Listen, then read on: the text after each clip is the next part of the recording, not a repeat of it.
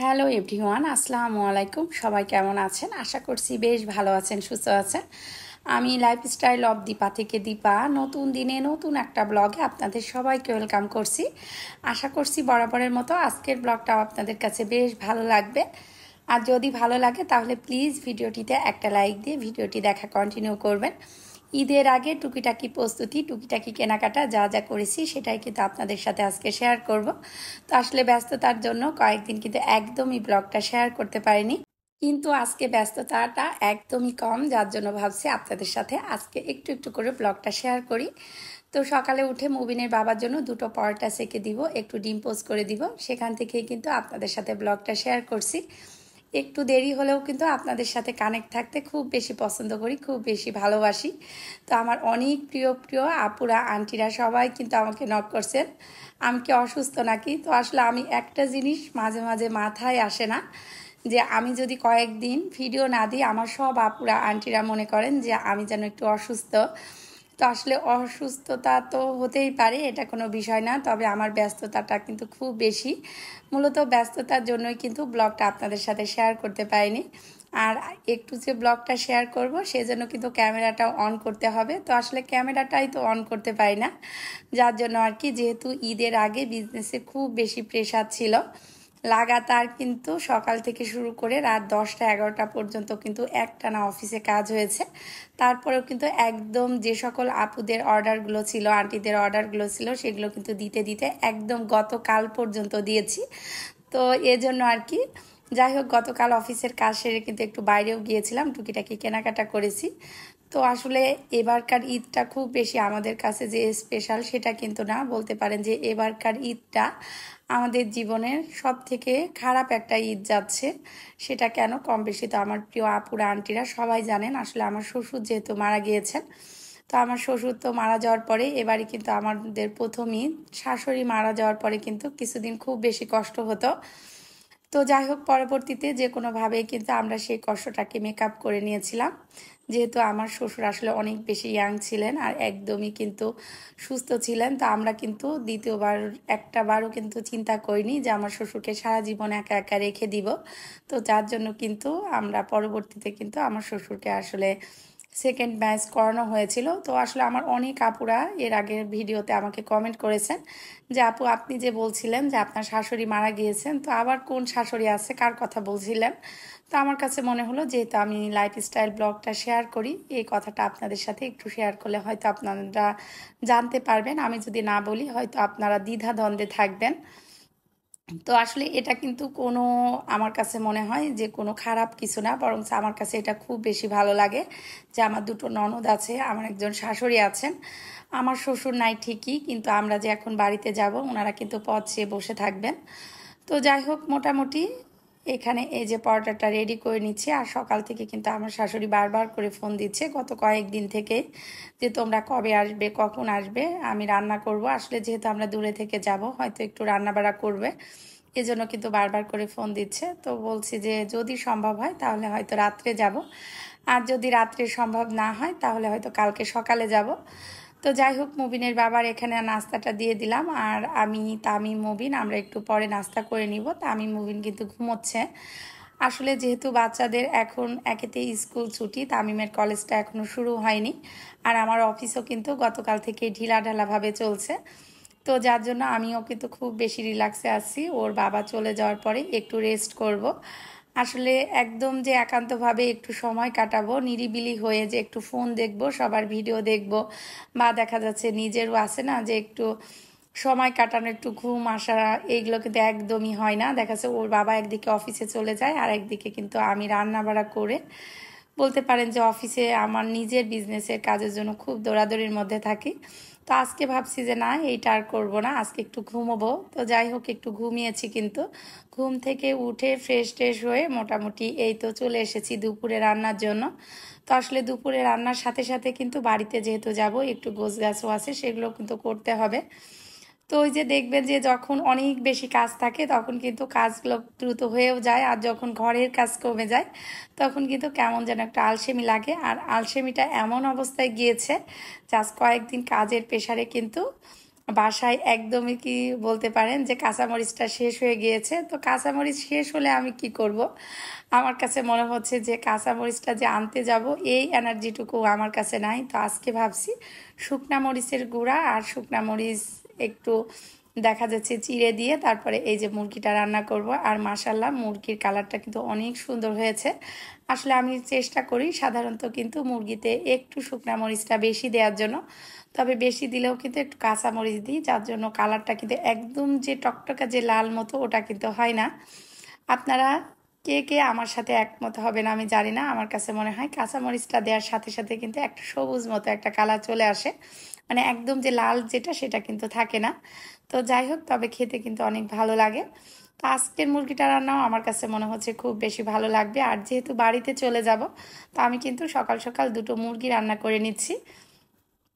রাতে কিন্তু একটু কাজ আছে, রাতে কেনাকাটা করে যদি সম্ভব হয় আজকে যাব, আর আজকে যদি সম্ভব না হয় তাহলে কিন্তু আগামীকাল ভোরে চলে যাব। তো আমার প্রিয় আপুরা কে কোথায় ঈদ করছেন অবশ্যই কিন্তু কমেন্টের মাধ্যমে জানাবেন। আর কে কে ঢাকাতে ঈদ করছে, আমার কাছে মনে হয় ঈদ মানে বাড়িতে যাওয়াটাই যেন বেশি জরুরি, বাড়িতে গেলেই বেশি ভালো লাগে। অনেকবার কিন্তু আমি বাসাতে ঈদ করেছি, যখন আমি খাগড়াছড়িতে থাকতাম, নোয়াখালীতে থাকতাম। তবে বগুড়াতে যখন থাকছি মাত্র একটা বার কিন্তু আমি বগুড়াতে ঈদ করেছি। যতদিন আমি আমার গ্রামের বাড়িতে বাড়ি করেছি ততদিন থেকে কেন যেন একদমই মনে হয় না যে আমি বাড়িতে ঈদ না করে ঢাকাতে করি বা বাইরে করি। আমার কাছে মনে হয় যে কষ্ট হলেও বাড়িতে চলে যায়, বাড়িতে যাওয়ার পরে অনেক বেশি ভালো লাগে। কিন্তু আমরা সবাই জানি যে এবারের ঈদটা আমাদের একদমই ভালো কাটবে না। কিন্তু আমার ছোট ছোট দুটো ননদ, আমার শাশুড়ি সবাই কিন্তু আমাদের জন্য দেখাচ্ছে পথে বসে থাকবে।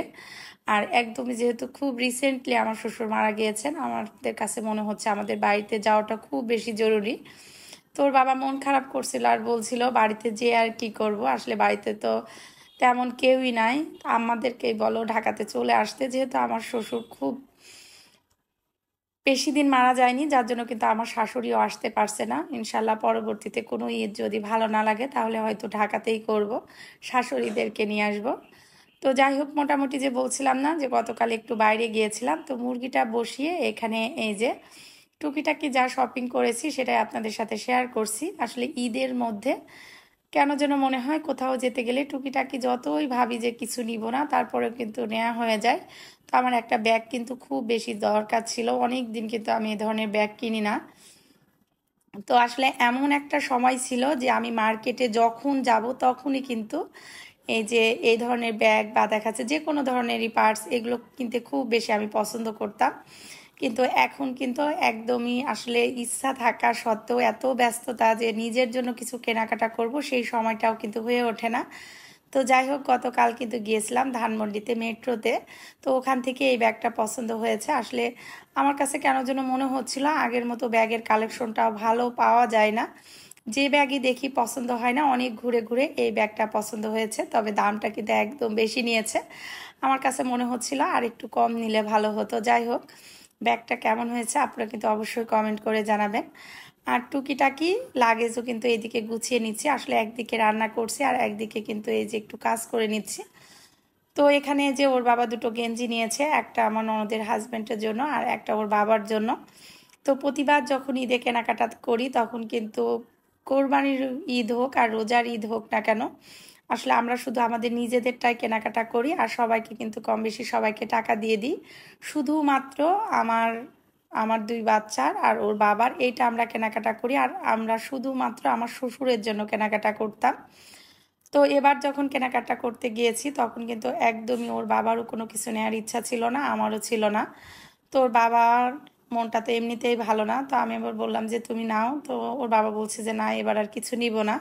আসলে প্রতিবার যখনই কোনো কিছু নেয় না কেন, হোক গেঞ্জি বা পাঞ্জাবি, একটা না একটা ড্রেসের সাথে ওর বাবার সাথে ওর দাদুর কিন্তু মিল থাকতো। তো এবার যখন মনটা খারাপ করছিল তখন আমি আবার বললাম যে তাহলে উম, আমার যে নন্দাই আছে উনিও কিন্তু আসলে আমাদের বড় ভাইয়ের মতোই। তো আমি বললাম যে ভাইয়ার জন্য একটা নাও, তোমার জন্য একটা নাও।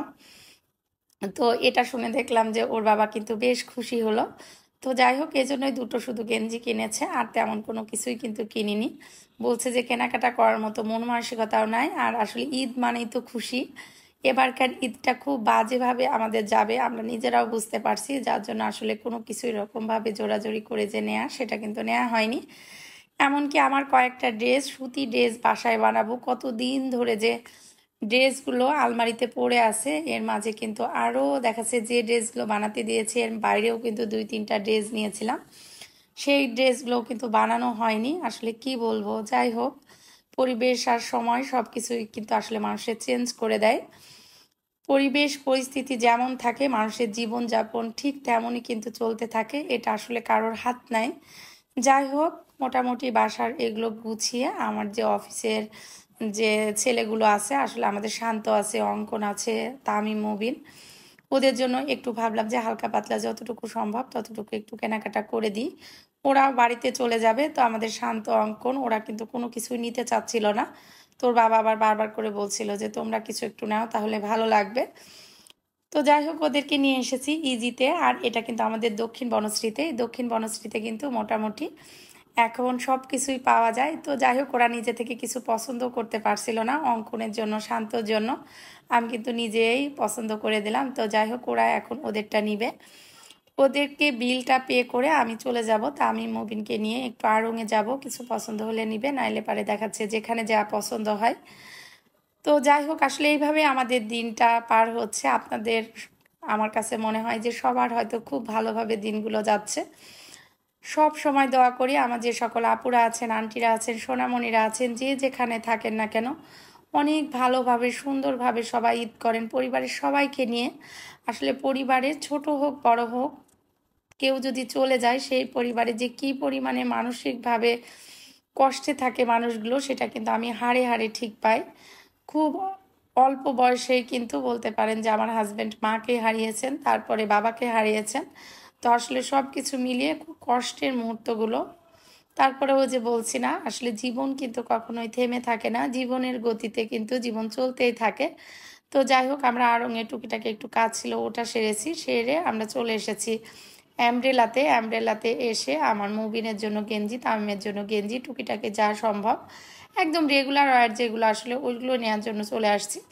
তো মুবিন তো যদি পারতো তাহলে তো সব কিছু কেনাকাটা করে নিয়ে চলে যেত। মাঝে মাঝে কিন্তু দাদুর জন্য মনটা খুব খারাপ করছে, কিন্তু কেনাকাটা করার সময় কিন্তু একদমই মনে থাকছে না। তখন কিন্তু বাবা এইটা নিব, ওইটা নিব, যাই হোক যতটুকু প্রয়োজন, অনেক বেশি কোনো কিছুই কেনাকাটা করে দেয়া হয়নি। তো কেনাকাটাগুলা করে মোটামুটি রাত্রে আর ক্যামেরাটা আপনাদের সাথে অন করিনি আমি, কিন্তু এই যে সকালে মোবাইলটা আসলে অন করলাম। সব থেকে বড় যে বিষয়টা হয়েছে, আসলে এত তাড়াহুড়ার মাঝে দিন যাচ্ছে, আমি কিন্তু সব সময় ক্যামেরা দিয়ে আপনাদের সাথে ভিডিওটা শেয়ার করি। তো আজকে কিন্তু মোবাইলটা দিয়ে আপনাদের সাথে ভিডিওটা শেয়ার করছি, যার জন্য হয়তো একটু এলোমেলো লাগতে পারে। যাই হোক, এই যে দেখতে পারছেন না, বড় বড় দুটো আমের ক্যারেট। তো একটা কিন্তু শিমুল পাঠিয়েছে, আর একটা ওর বাবার অফিস থেকে পাঠিয়েছে, অফিসের একজনের মাধ্যমে নিয়ে এসেছে আমগুলো। আর এইখানে এই যে এক প্যাকেট দেখতে পাচ্ছেন বস লেখা, এই কার্টুনের মধ্যে সেমাই আছে। এই সেমাইটা কিন্তু বগুড়া থেকে আসছে। আর এইখানে এই যে সংসারের জন্য বলতে পারেন একটা শখের জিনিস কেনা হয়েছে। আসলে আমার কেন যেন মনে হয় ঈদে কাপড় চোপড় এইটা সেটা নিয়ে না যতটা আমি খুশি হই, সংসারের জিনিস কিনতে তার থেকে অনেক বেশি খুশি হই। তো অনেক দিন থেকে আপনাদের সাথে কিন্তু বলছিলাম একটা চুলা নিব, একটা চুলা নিব, কিন্তু আসলে চুলাটা কেনার যে একটা সময় সেটাই কিন্তু হয়ে উঠছিল না। তো গতকাল রাতেই কিন্তু গিয়েছিলাম নিউ মার্কেটে, নিউ মার্কেটে গিয়ে কিন্তু এই চুলাটা কিনেছি। তো এটা আসলে আমি একদম সম্পূর্ণটা খুলে আপনাদের সাথে শেয়ার করতে পারলাম না, নতুন বাসাতে শিফট হব 27 তারিখে, ইনশাল্লাহ আপনাদের সাথে শেয়ার করব। আর এই যে আম পাঠিয়েছে শিমু, সেই আমটাই কেটে দিলাম, মুবিন এখন আমটা খেয়ে নিচ্ছে। তো সবাই ভালো থাকবেন, সুস্থ থাকবেন, আমাদের জন্য দোয়া করবেন, ঈদে সবার খুব সুন্দর মতো দিনটা পার হোক, এই কামনায় আজকের মতো এখানেই বিদায় নিচ্ছি। আল্লাহ হাফেজ।